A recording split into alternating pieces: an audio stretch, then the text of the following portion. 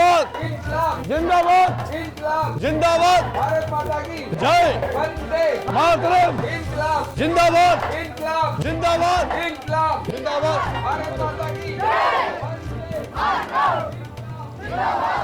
सब के सब काल के मुंह में जा रहे हैं दीनदयाल। देखना आगे खड़ा पुलिस वालों का दल किस तरह मार मार कर भगाता है। लगता महात्मा जी को मालूम नहीं है, भला जुलूस निकालने से भी स्वराज मिलता है। सच, जुलूस निकालने स्वराज मिलता ना तो कब का मिल गया होता। जरा देखो तो सही जुलूस में कौन लोग हैं। लोंडे, लफंगे और सिर फिरे ही दिखाई पड़ रहे हैं। शहर का कोई भी बड़ा आदमी जुलूस में दिखाई नहीं दे रहा है। तुम्हें बड़ी हंसी आ रही है मेरे को। शंभू भैया, तुम्हारी ही बातों पे हंस रहा हूं। आप कहते हैं कि जुलूस में कोई बड़ा आदमी नहीं है। जरा सोचो, भला बड़ा आदमी जुलूस में क्यों आएगा? उसे इस राज में किस चीज की कमी है? कौन सी परेशानी है?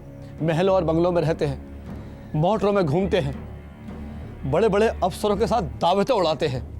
उन्हें किस चीज की तकलीफ है? मर तो हम जैसे लोग रहे हैं, जिनके पास 2 वक्त की रोटी खाने के लिए ठिकाना नहीं है। वो लोग इस वक्त टेनिस खेल रहे होंगे और कोई ग्रामोफोन पे गाने सुन रहा होगा, कोई चाय की चुस्कियां ले रहा होगा। वो लोग पार्क में सैर कर रहे होंगे। पुलिस के डंडे खाने जुलूस में कौन आएगा?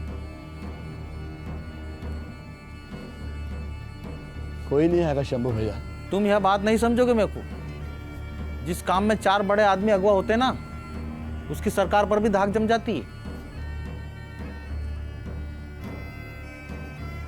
इन बड़े लोगों को बनाता कौन है? हम ही लोग तो बनाते हैं ना। पहले कितने लोग ऐसे हैं जिन्हें कोई पूछता तक नहीं था, और आज मोटरों में घूमते हैं और हमें छोटा आदमी समझते हैं।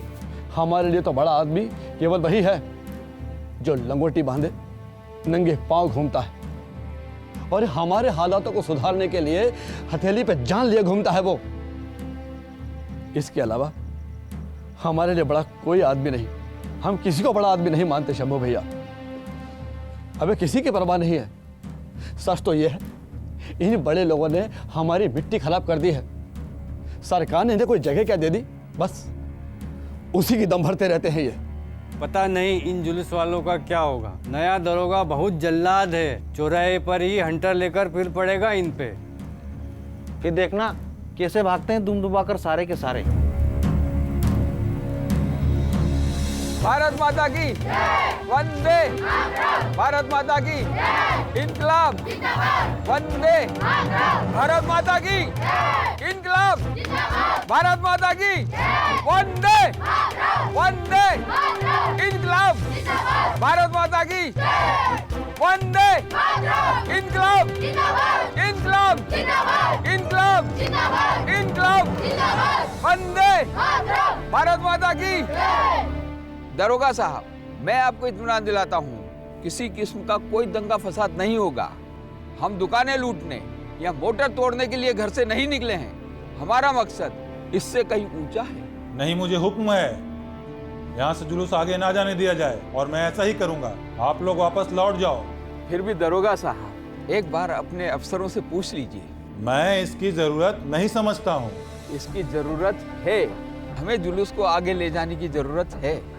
इसके लिए हम यहीं बैठते हैं। जब आप यहाँ से चले जाएंगे, हम जुलूस को लेकर आगे जाएंगे। आप लोगों को खड़े होने का भी हुक्म नहीं है। आप लोगों को वापस जाना पड़ेगा। वापस तो हम नहीं जाएंगे दरोगा साहब।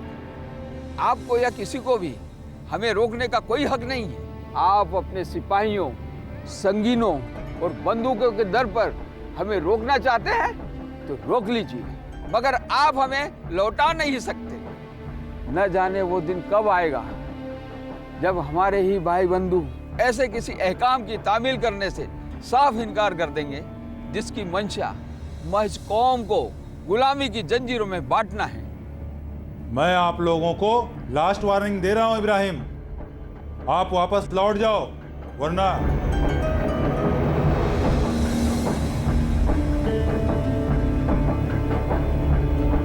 साहब, बड़े साहब आ गए।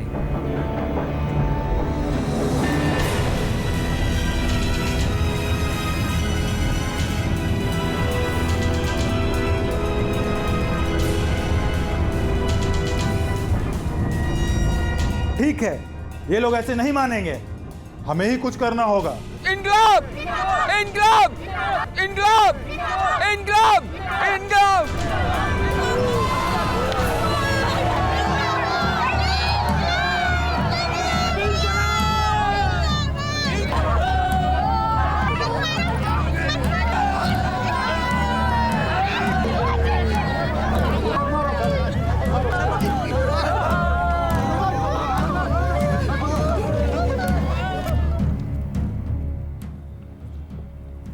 अब तो शांति से धरना प्रदर्शन करना भी गुनाह हो गया है। ये कैसी हुकूमत है?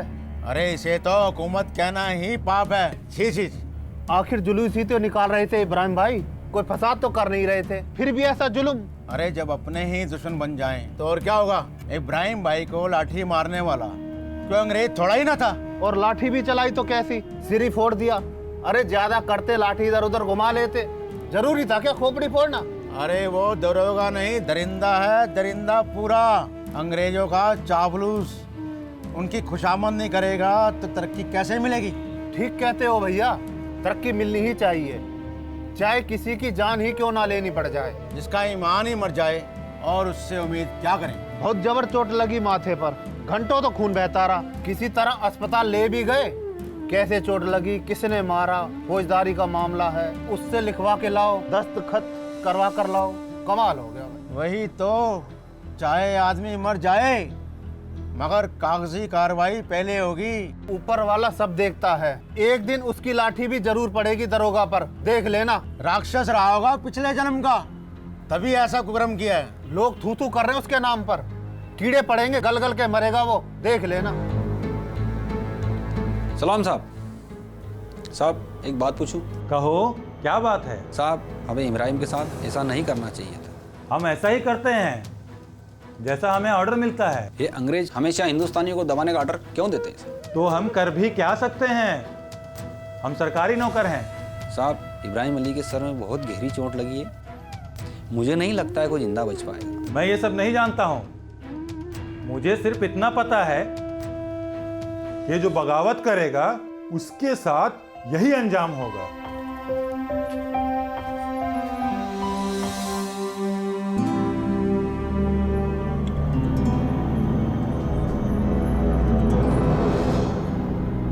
खुश तो बहुत होंगे ना आप, निहत्थे लोगों पर लाठियां भांजकर बहुत खुशी मिलती है ना आपको? तो मैं क्या करता उस वक्त, डीएसपी मेरे पीछे खड़ा था, अगर मैं जुलूस को आगे जाने देता तो मेरी जान मुसीबत में पड़ जाती। आपकी जान मुसीबत में पड़ जाती और उनकी जान की कोई कीमत नहीं ना आपकी नजरों में? तुम कहना क्या चाहती हो? अरे अगर तुम उन्हें बचा नहीं सकते थे तो कम से कम इतना तो कर ही सकते थे कि उन पर लाठियां न पड़ने देते। आपका काम लोगों को लाठियां चलाना है क्या? ज्यादा से ज्यादा उन्हें रोक सकते थे। सोचती हूँ अगर तुम्हें मुजरिमों को बेंत मारने का काम दे दिया जाए तब तो शायद बहुत बड़ी खुशी होगी तुम्हें। क्यों? तुम तो मेरी कभी बात ही नहीं समझती हो। मैं खूब समझती हूँ, तुम्हें भी और तुम्हारी बातों को भी। डीएसपी को देखकर तुम्हें लगा होगा ऐसी कारगुजारी दिखाने का मौका फिर शायद ही मिले। तुम क्या समझते हो उस दल में कोई भला आदमी नहीं था? अरे उस दल में तो ऐसे लोग थे जो तुम जैसों को अपने यहाँ नौकर रख सकते हैं। और तालीम के मामले में अक्सर तुमसे कहीं ज्यादा पढ़े लिखे लोग थे और तुम उन पर डंडे चला रहे थे, उन्हें घोड़ों से कुचल रहे थे। वारी मर्दानगी। पता है डीएसपी ने मेरा नाम नोट कर लिया है और जल्दी मेरी तरक्की हो जाएगी। जरूर कर लिया होगा और शायद तुम्हें तरक्की भी मिल जाएगी, लेकिन बेगुनाहों के खून से अपने हाथ रंगकर तरक्की पाई भी तो क्या तरक्की पाई? ये तुम्हारी कारगुजारियों का इनाम नहीं, वतन से तुम्हारी बगावत की कीमत है। अरे कारगुजारी का इनाम तो तब मिलेगा जब तुम किसी खूनी को खोज निकालोगे, किसी डूबते हुए इंसान को बचाएंगे। आओ, क्या बात है, क्या काम है? ठीक है। आ गया तरक्की का फरमान? तरक्की का फरमान नहीं है, उस दिन जुलूस के अंदर जो इब्राहिम मारा गया है उसके जनाजे के अंदर बहुत बड़ा जुलूस निकलने वाला है। मुझे उसी जुलूस में रहने का हुक्म हुआ है। अरे वाह, फिर तो तुम्हारी चांदी हो गई। उठो, तैयार हो जाओ। आज भी बहुत से शिकार मिलेंगे। खूब जम कर लाठियां चलाइएगा। और हाँ, डीएसपी साहब भी आएंगे।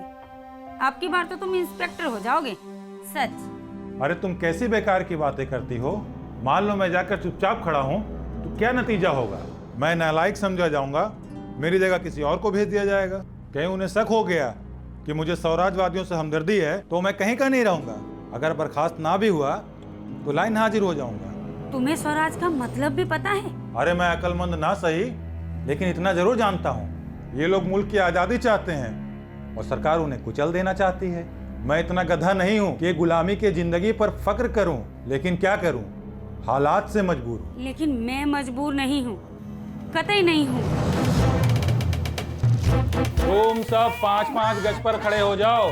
जुलूस में कहीं कोई गड़बड़ नहीं होनी चाहिए। जी हुजूर, आप फिक्र ना करें, कोई गड़बड़ी नहीं होगी। जाइए।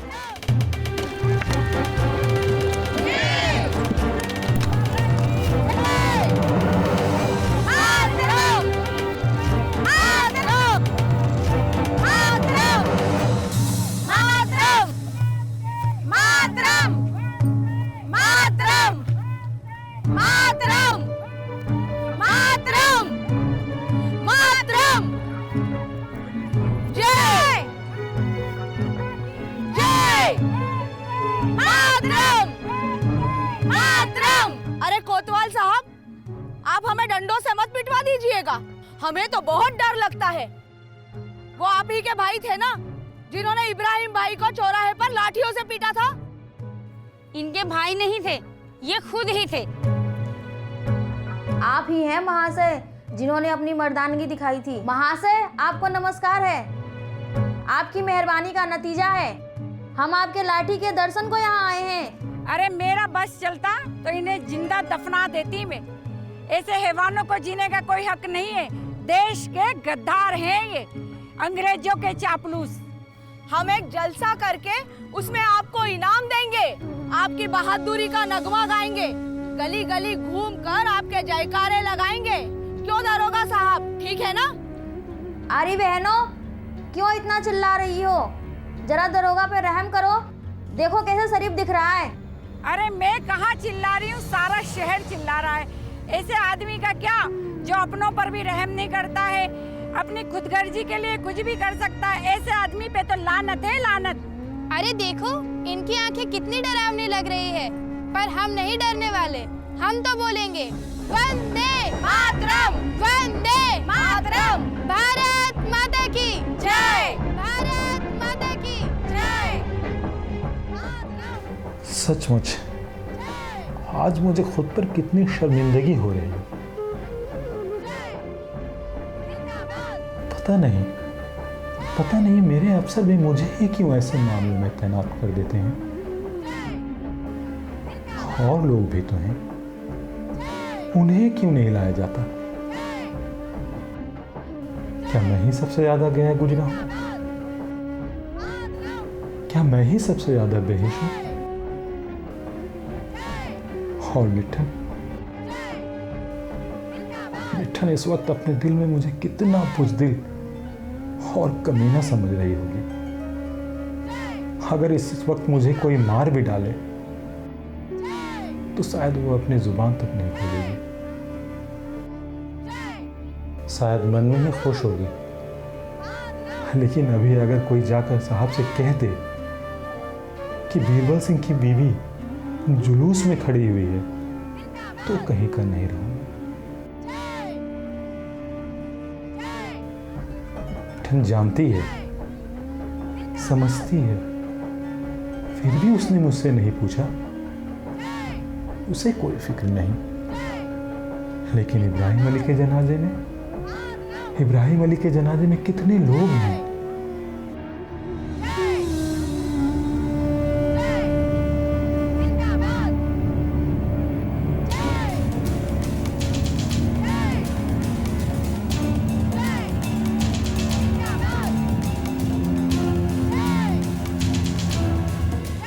स्कूल कॉलेजों के लड़के, पेशेवर मजदूर, बूढ़े जवान और औरतें एक मोहब्बत वतन के जनाजे में लोग नहीं होंगे तो क्या मेरे जनाजे में होंगे?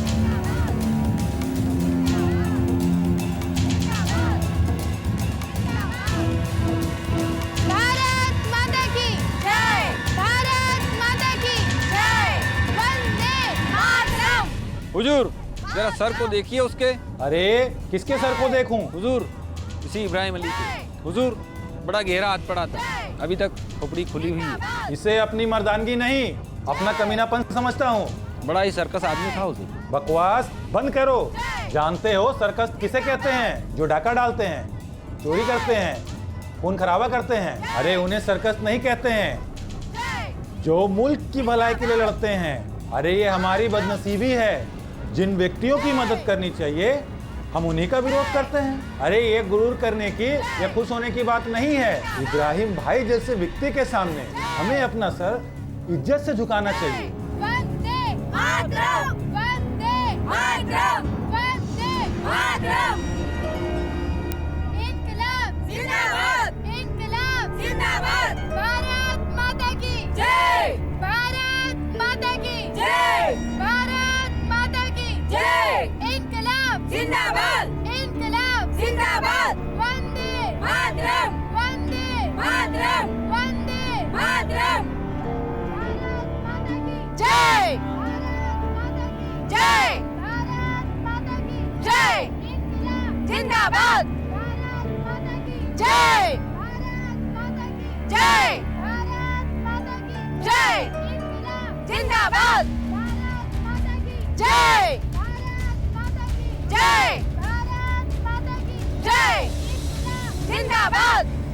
वंदे मातरम, वंदे मातरम, वंदे मातरम। इनकलाब जिंदाबाद, इनकलाब जिंदाबाद। भारत माता की जय, भारत माता की जय, भारत माता की जय। इनकलाब जिंदाबाद, इनकलाब जिंदाबाद। मैंने जो किया क्या सही किया? सिपाही, मिठन, सबको लगता है मुझे ये नहीं करना चाहिए था। मुझे इब्राहिम अली पर लाठियां नहीं चलानी चाहिए थी। लेकिन मैं क्या करता? अगर मैं लाठियां नहीं चलाता तो अंग्रेज अफसर मेरे ऊपर लाठियां चलाने का हुक्म दे देता। सब नसीहत देते हैं लेकिन मेरी मजबूरी कोई नहीं समझता। क्या मैं वाकई मजबूर हूं? मिठन, सिपाही, इब्राहिम अली, जब कोई मजबूर नहीं है तो फिर मैं मजबूर क्यों हूं? चंद रुपयों की खातिर? इस रुतबे की खातिर? नहीं नहीं नहीं, मुझे इनकी खातिर मजबूर नहीं होना चाहिए। इब्राहिम अली ने अपनी जान दे दी इस मुल्क की खातिर, और मैंने क्या किया? आज फिर एक जुलूस है, आज फिर वही हुजूम होगा। हर कोई मुझे शक की निगाह से देखेगा, इब्राहिम अली की मौत का जिम्मेदार मानेगा। आज मैं होऊंगा हर एक के निशाने पर, लेकिन जो होगा देखा जाएगा।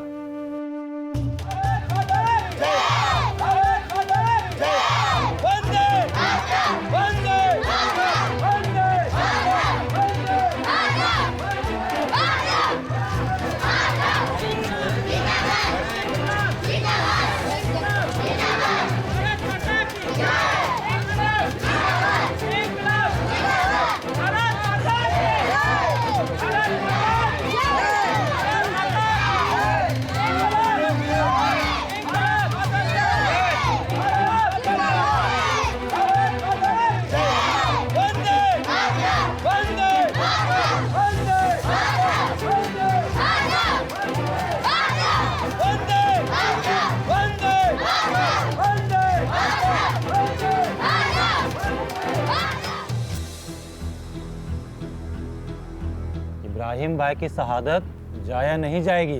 जान लड़ा दी किसके लिए? हमारे लिए ही ना, वतन के लिए ही ना। जिसको देखो उसी की बात कर रहा है। शहर भर में चर्चा है। अरे चर्चा क्यों ना होगी, कोई मामूली इंसान थे इब्राहिम भाई। सरकार की नाक में दम कर रखा था, अंग्रेजी हुकूमत की नींद हराम कर रखी थी। कलेजा हो तो ऐसा, ईमान हो तो ऐसा, जिए तो देश के लिए, मरे तो देश के लिए। ठीक कहा, लाखों में एक होता है ऐसा आदमी। मगर देखो तो उस दरोगा को, अकड़ नहीं गई अब तक। कल देखा था उसे यहीं पीपल वाले चौक के नीचे। मन में आया कि निकालूं जूता और जमा दूं 2-4। अरे कोई फर्क नहीं पड़ता उसे, अंग्रेजों का पिछलग्गू है, मोटी चमड़ी है उसकी। औले दर्जे का बेईमान है, वसूली करता है, घूस खाता है, गरीबों का खून चूसता है और मूंछों पर ताव देता है। बहुत दरोगा देखे, ऐसा निर्दयी नहीं देखा, बात बात पर डंडा चला देता है। सुना है कल स्कूल के बच्चे जुलूस निकालेंगे और ड्यूटी भी उसी दरोगा की लगेगी, कहीं बच्चों पर लाठी ना चला दे, गजब हो जाएगा। कोई भरोसा नहीं इस दरोगा का, कोई भरोसा नहीं। इब्राहिम भाई को तो सुपुर्दे खाक कर दिया गया है। अब मैं क्या करूं, कहां जाऊं? शौहर के घर भी नहीं जा सकती। ऐसे आदमी के घर जाने से अच्छा है मर जाना। लेकिन मरना भी तो इस समस्या का समाधान नहीं है। क्या मुझे अपने मैके चले जाना चाहिए? नहीं नहीं, मैके जाकर क्या होगा? वहां से महीने 2 महीने बाद मुझे फिर अपने शौहर के घर वापिस आना पड़ेगा और उस खुदगर्ज इंसान के घर मैं कभी वापिस नहीं जा सकती। अब मैं किसी पर बोझ नहीं बनूंगी। क्या मैं अपनी गुजर बसर खुद नहीं कर सकती?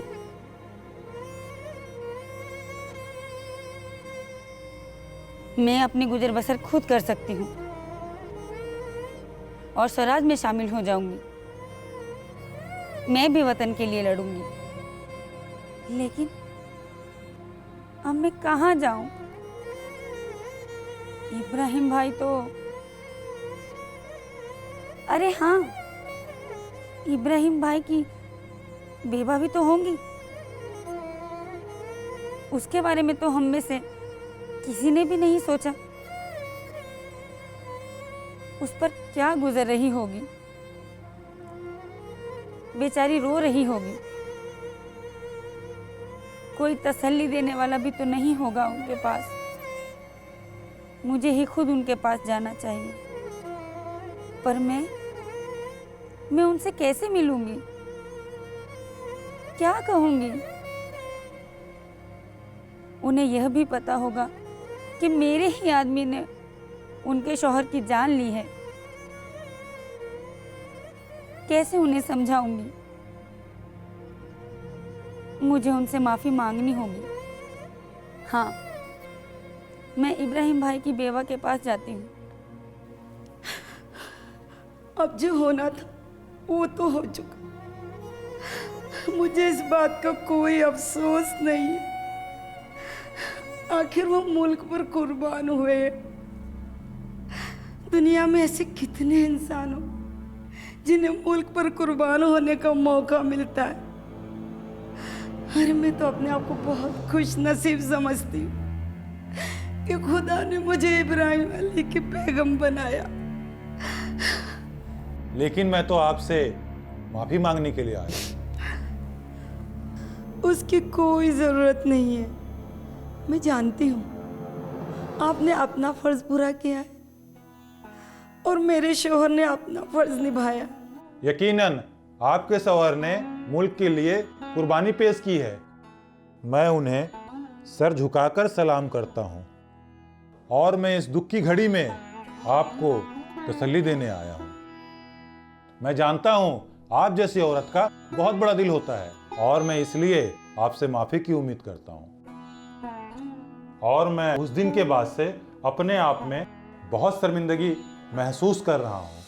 इस हादसे के लिए मैं अपने आप को मुजरिम मानता हूँ। अगर आप खुद को इसके लिए मुजरिम मानते हैं और खुद से ये वादा करते हैं कि आप भी स्वराजवादियों का साथ देंगे, तो समझिए मेरे शोहर की भी यही इच्छा थी, और उनकी मौत ने कम से कम एक इंसान की आंखें तो खोल दी है। जी हाँ, मैं अब आपसे वादा करता हूँ कि अब मेरा अगर हाथ उठेगा तो इनकलाब जिंदाबाद के लिए उठेगा। इनकलाब जिंदाबाद के लिए। तुम यहाँ कैसे? उसी तरह जिस तरह तुम यहाँ आई हो। मैं तो अपनी हमदर्दी जाहिर करने के लिए आई थी। और तुम? सच कहूँ मिठन, इब्राहिम भाई की जो बातों में मैंने देखा और सुना, उसने मेरी आंखें खोल दी, और मैं इसलिए यहाँ अपने जुल्म की माफी मांगने आया हूँ। लेकिन इससे आपके हालात तो नहीं बदलेंगे। आपकी नौकरी ही ऐसी है। फिर आपको स्वराजवादियों पर लाठीचार्ज करना पड़ेगा। फिर कोई और इब्राहिम आपकी लाठियों का शिकार होकर मारा जाएगा। नहीं मिठन, मैंने नौकरी छोड़ने का फैसला ले लिया है। मैं भी अब मुल्क को आजाद कराने के लिए आंदोलन में शामिल होना चाहता हूँ। ये तो बहुत अच्छी बात है। आपने तो मुझे सारी फिक्रों से आज़ाद कर दिया, और मैं भी फख्र के साथ कह सकूंगी कि मेरे शौहर मुल्क के लिए लड़ रहे हैं। हाँ, तुम अब फख्र से कह सकोगी कि तुम्हारे शौहर मुल्क के लिए लड़ रहे हैं, और मैं ये सब फख्र से कह सकूंगा कि ये सब मेरी बीवी की वजह से हुआ है। चलो मिठन, घर चलते हैं।